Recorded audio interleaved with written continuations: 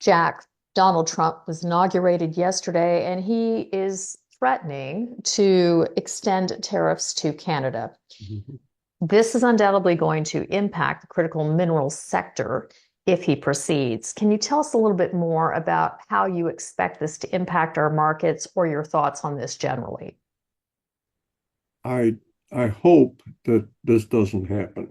I don't think the new administration, understands the the size and depth and distribution of what the United States imports from Canada.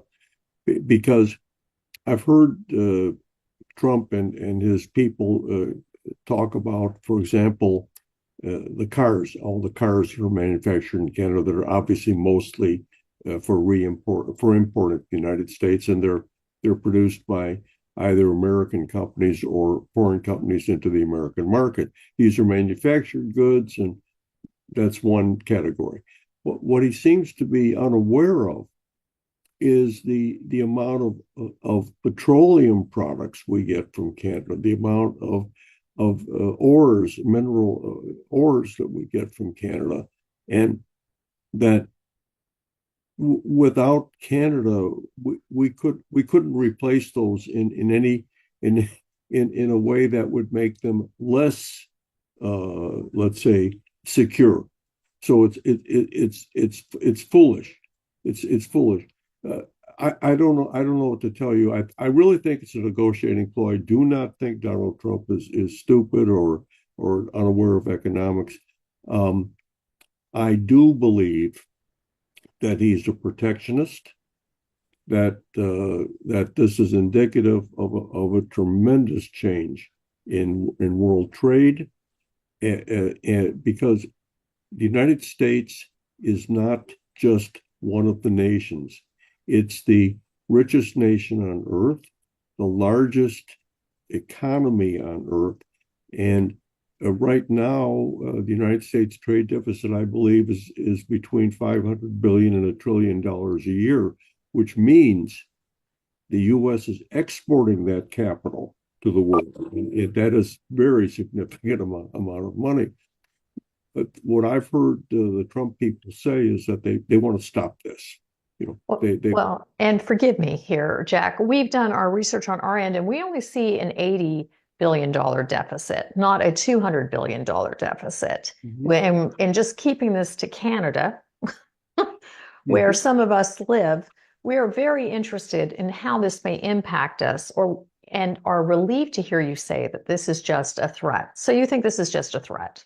Yeah, I think it's so it's it would do the opposite of what the policies of the new administration are said to be. It would negatively impact the United States. It would raise our prices, raise our costs. It doesn't make any sense. So I just don't think it's going to happen. Again, I think that I can't overemphasize. I don't think this administration understands how important Canada is to the United States economically. Okay. And that we need to maintain a very friendly relationship. Again, the world is changing, and Canada has, like the United States, taken a dim view of continued trading with China on China's terms. And quite frankly, both nations are aligned with the idea that China seems to play a game with, here's the rules, we make them, you play by them, and then we'll pretend that we all agree to them in the first place. This is nonsense. And for this, Canada is just as aware as the United States. I think we should be moving together. I have a feeling, this is my personal opinion, that the Trump policy might have been created while your late unlamented, not late, but recent unlamented prime minister was in office. I believe that the next election in Canada will bring a government that's much more aligned with the United States. My observation of life is that the U.S., Britain, and Canada typically have the same types of government.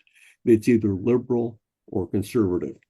Okay, and right now the United States has gone, shall we say, hard right, and Canada is looking. This next prime minister, I believe, be another gentleman from Quebec who is conservative, and I don't believe the UK government will survive much longer as is. It's terrible. So I think we're going to see a rightward shift. I think you'll suddenly see Trump decide that, wow, Canada's great, everything's great. Sorry about that. Okay, and quite frankly, I wouldn't want to be in Mexico's shoes for the next 2 months because their election they have a 5-year presidency, and the lady elected has just been elected, so she's got 5 years of being trumped ahead of her. Okay, I don't think it's going to happen. Canada's a very important place. Canada's the major producer of critical minerals. I call them necessary critical minerals, not necessarily the exotic ones, but the ones we have to have. You can't make things without steel. You need iron ore. You can't wire places anywhere without copper. We need copper. These are necessary and critical materials. Yes, we need rare earths and gallium and germanium for all the high tech. By the way, all those things can come from Canada also. Right now, I believe that we get most of our germanium production in North America would come from Canadian ore. And I understand there's quite a bit of gallium on the way from Canada also. So again, rather than just keep babbling, I want to say something. Stop worrying about this, Canada, because we need you as much as you need us.